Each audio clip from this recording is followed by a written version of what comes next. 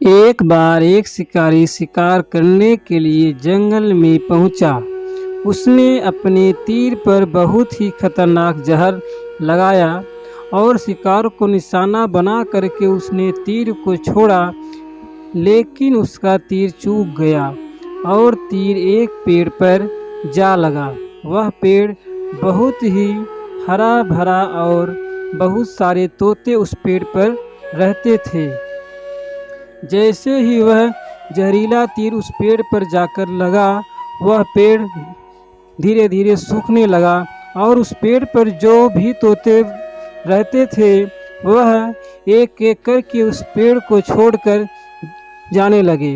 उस बड़े से पेड़ के कोटर में एक बहुत ही बूढ़ा तोता रहता था, जो बहुत ही धर्मात्मा और अच्छे मन का था। सभी तोते उस पेड़ को छोड़कर जाने लगे थे, लेकिन वह बूढ़ा तोता जाता था, दाना लेकर के आता और उसके कोटर में आकर के बैठ जाता था, परंतु उस पेड़ को छोड़ने को तैयार नहीं था। बूढ़े तोते के साथियों ने कई बार आकर के उसे समझाया कि यह पेड़ सूख रहा है और किसी दिन गिर भी जाएगा, चलो किसी और पेड़ पर चलकर रहा जाए, परंतु वह बूढ़ा तोता वहां से जाने को तैयार नहीं हो रहा था। अब यह बात देवराज इंद्र तक पहुंची।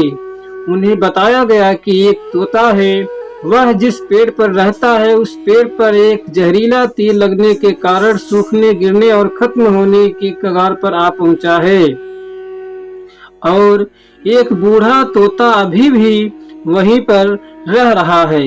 वह दाना लेकर आता है और वहीं पर रहता है, जबकि उस जंगल में बहुत सारे पेड़ हैं, लेकिन वह उसी पेड़ पर रह रहा है। देवराज इंद्र प्रकट हुए और उस बूढ़े तोते से कहने लगे कि आप बहुत धर्मात्मा हैं, बहुत ही अच्छे मन के हैं, लेकिन आप इस पेड़ को छोड़कर किसी और पेड़ पर चले जाइए, क्योंकि यह पेड़ कुछ ही दिनों में गिर जाएगा। तालाब के पास में बहुत से बड़े बड़े हरे भरे पेड़ हैं, बड़े बड़े कोटर हैं, उन पेड़ों पर फल भी लगे हुए हैं, उन्हें वहीं पर तोड़कर खा सकते हैं, परंतु यहाँ से आप चले जाइए।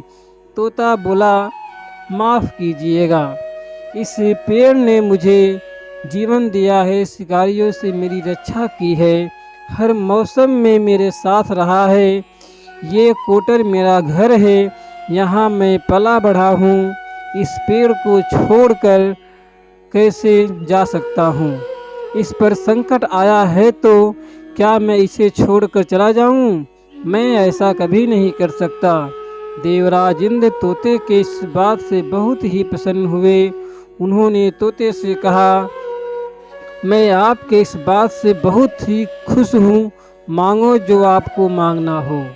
उस बूढ़े तोते ने कहा, मुझे बस इतना मांगना है कि जिस पेड़ ने मुझे जन्म दिया, जहाँ मैं रहा पला बढ़ा, जिसे आप मेरा जन्मभूमि कह सकते हो, आप इसे फिर से वैसा ही हरा भरा कर दो जैसा यह था।